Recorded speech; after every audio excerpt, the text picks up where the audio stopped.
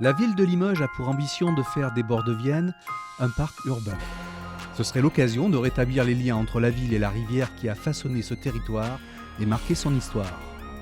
Des balades thématiques sont organisées dans une démarche de concertation avec la population. L'idée est d'avoir une réflexion qui permette d'avoir vraiment les bases d'un aménagement futur de ce territoire, puisque en fait, c'est un territoire qui fait presque 100 hectares, qui est sous-évalué, sous-utilisé.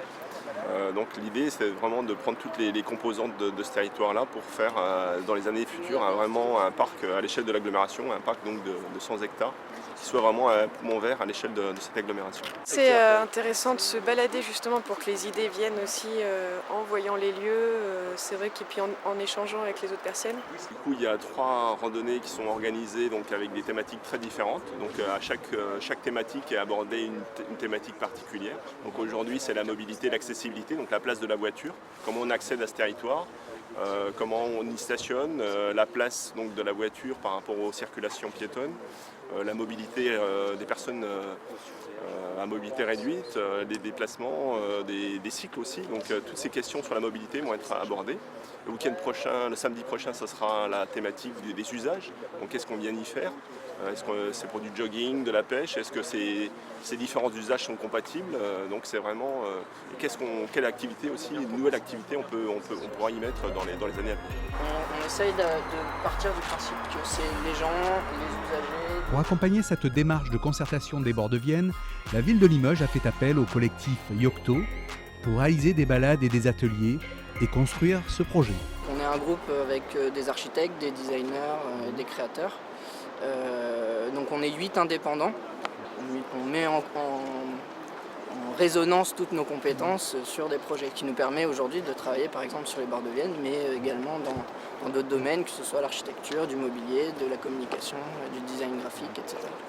À certains endroits, quand on est tous ensemble, on ne voit pas où on On est. va essayer de compiler toutes ces informations, les synthétiser, essayer de voir quelles sont les propositions, essayer de trouver justement toutes ces petites interventions qui peuvent être mises en place et voir avec ce qui aura été fait pendant les balades que ça puisse servir de support pour les ateliers par la suite.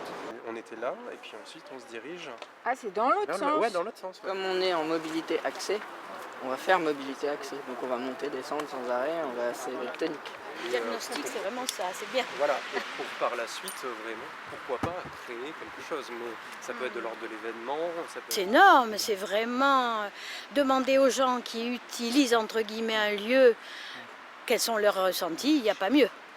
D'abord, ça décrispe, parce qu'on peut être content ou grogner dans un coin et dire personne ne fait rien, youpi, on nous demande notre avis. Et donc, on se fait rencontrer entre nous aussi. C'est dynamique aussi du point de vue de la politique de la ville, hein, c'est rudement bien, oui. Et donc, on a l'espoir de voir aménager des choses. Merveilleux bord de Vienne, toutes les villes n'ont pas une rivière. On n'habite pas très loin en fait, donc on y vient souvent pour le goûter. On n'a pas de jardin, alors c'est un peu notre jardin. Oui, quelques petites idées, essayer d'apporter une petite pierre à l'édifice pour une fois qu'on consulte. Alors moi je viens de Lyon et c'était l'occasion. Voilà. Les gens ont râlé parce qu'on enlevait les voitures sur les bords de Rhône et maintenant tout le monde en profite voilà. Et ils ont réussi à faire autant pour tous les âges, en accessibilité, que ce bord de Rhône devienne accessible à tous. Et là, ça vous intéresse finalement comme c'est participatif? Peut-être vous allez donner des idées? Peut-être, oui, ou en tous les cas faire passer ce que moi j'ai aimé à Lyon ou même ce que je peux attendre ici d'une ville comme Limoges. C'est aussi l'occasion de venir donner son point de vue, puisqu'après c'est les gens qui vont vivre dans ces endroits-là. Donc on sait aussi au quotidien ce qu'on aimerait avoir, ça peut permettre aussi de donner des idées auxquelles la mairie n'a pas forcément pensé pour les différents usages.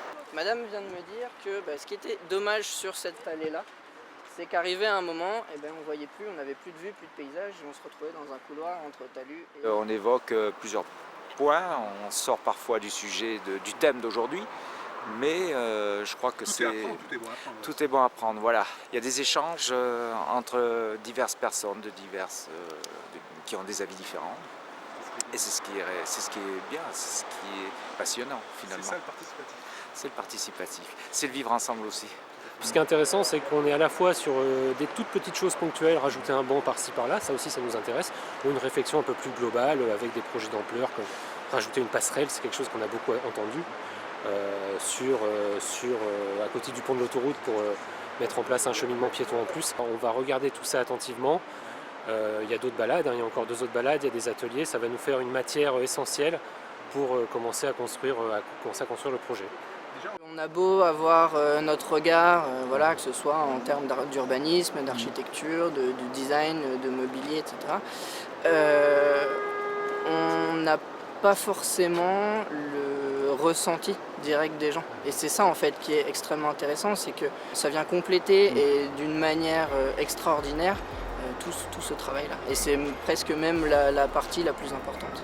La seconde phase de concertation sera marquée par l'organisation d'ateliers interactifs en accès libre les 22 et 29 octobre, puis les 5 et 12 novembre 2016.